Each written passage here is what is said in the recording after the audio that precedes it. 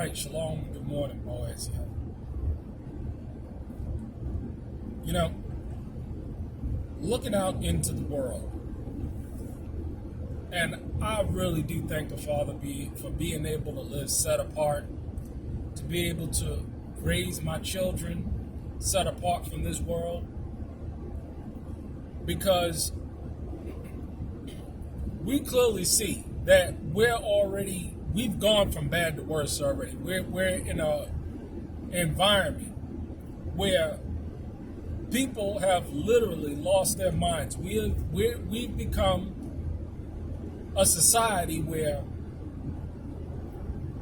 iniquity is run abound. We've become a society where evil has become good and good has become evil.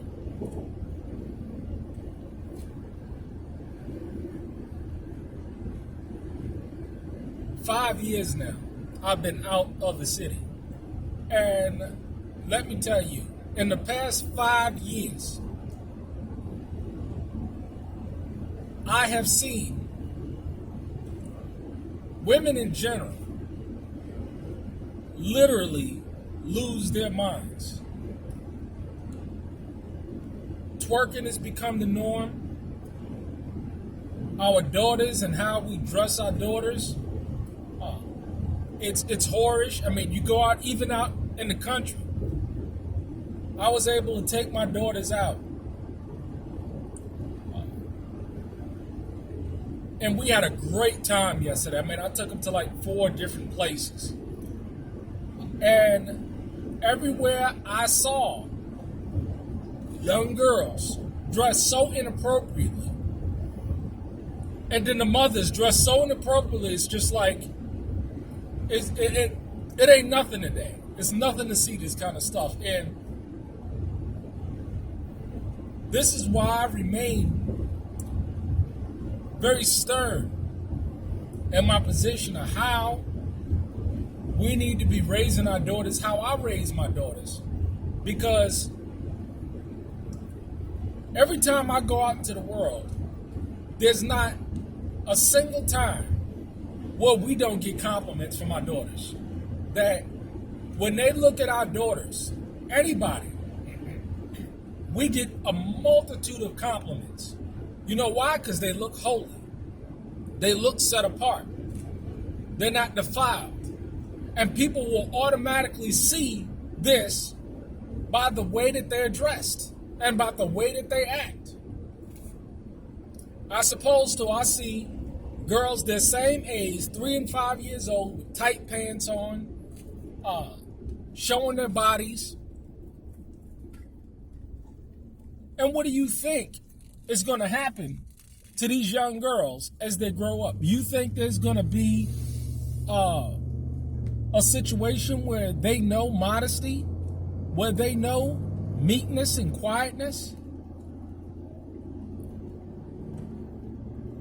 It saddens me to see the condition of women in general, because see, this is not just a issue with so-called African American women. This is across the board that I'm seeing. And if you don't pull your daughters out of these cities, if you don't pull your daughters out, I see what's going on in the educational system and what they're teaching these children, all sorts of iniquity, all sorts of perversions. They're teaching children. All sorts of perversions in the music, all sorts of perversions in the TV experiences. We haven't had a TV in many, many years. My daughters don't even know what it means to watch a TV. Everything that they watch is monitored. Any kind of music they listen to, if any, is monitored. They are homeschooled. They're fed with food that's grown with their father's hands. You see, because when they go from my house to their husband's houses, they're not going to have all types of emotional and psychological problems. Because see, even if they are virgins, their mind can still be defiled by the music that they listen to, and the images that they see. And as they grow older and older and start to ask questions of why is that this one is dressed that way, I'm going to tell them because she's a little whore. And I don't want you to be a little whore. I'm going to be flat out honest with them. That is a whore. That is a whore right there. And you are not a whore. So when you see someone dressed like that and behaving like that, that is the way an undisciplined, ratchet whore is. And I'm going to make sure that they understand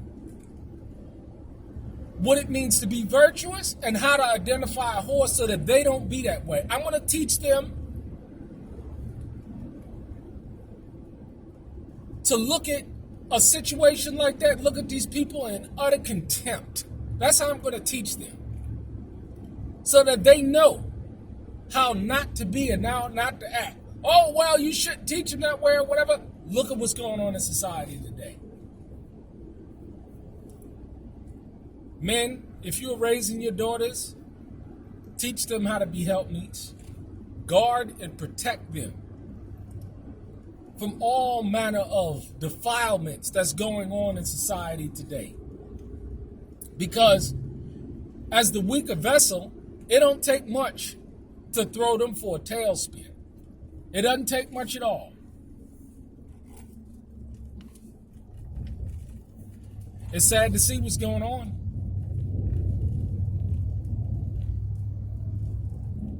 And this is why I'm so passionate about how we need to be raising our daughters. Feeding them good, clean food. Drinking good, clean water. On point. This is how we got to be because, see, only a remnant. There's only going to be a remnant. There's only going to be a few. And I'm all about solutions. What are the solutions? Raising, set apart, virtuous young daughters of Zion. So that they can go on without physical, spiritual, and mental defilement going to be helpmeets to their husbands.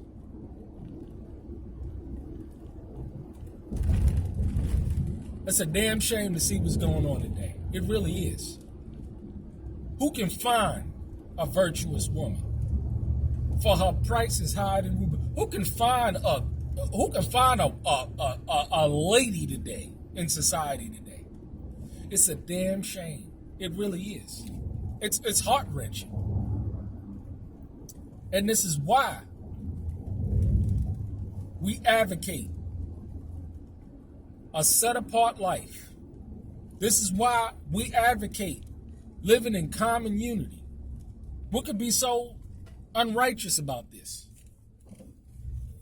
So that they can see holiness. So they can see mothers and fathers working together.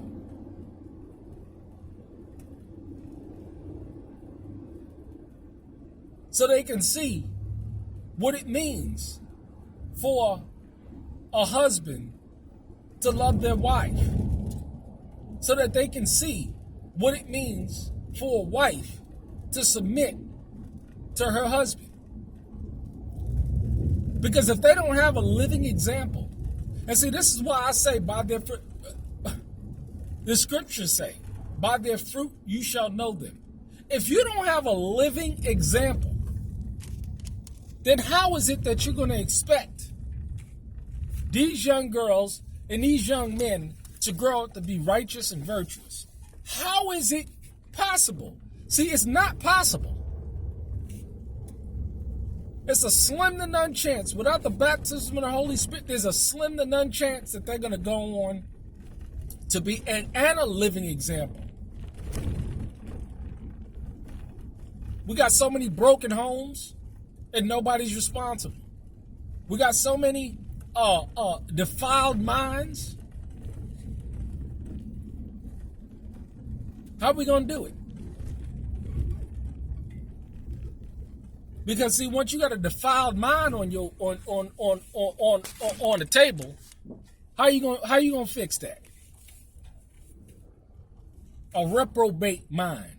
What the scriptures talk about. You know what a reprobate mind looks like?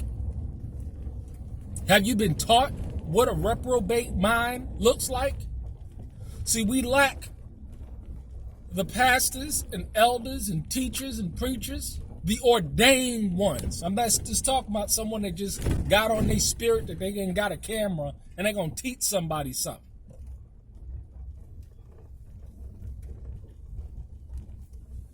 We need these men now more than ever. I mean, I see it clear as day. We need these men now more than ever because how are the people going to learn?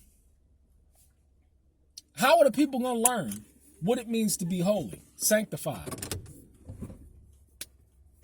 Unless they don't have people and men that's teaching them how to be holy and sanctified.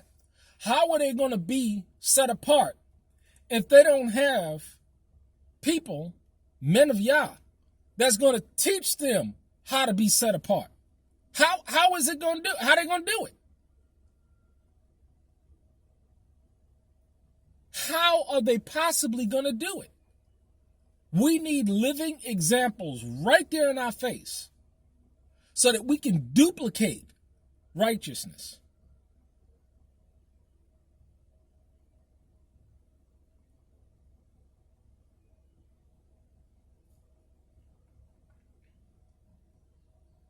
It's a sad deal. We're running up against an uphill battle in this day and age.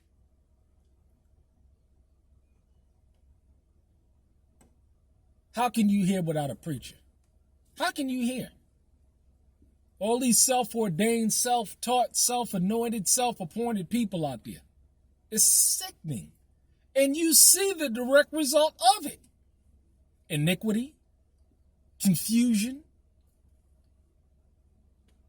You're seeing the direct result of it. We are a literal mess. But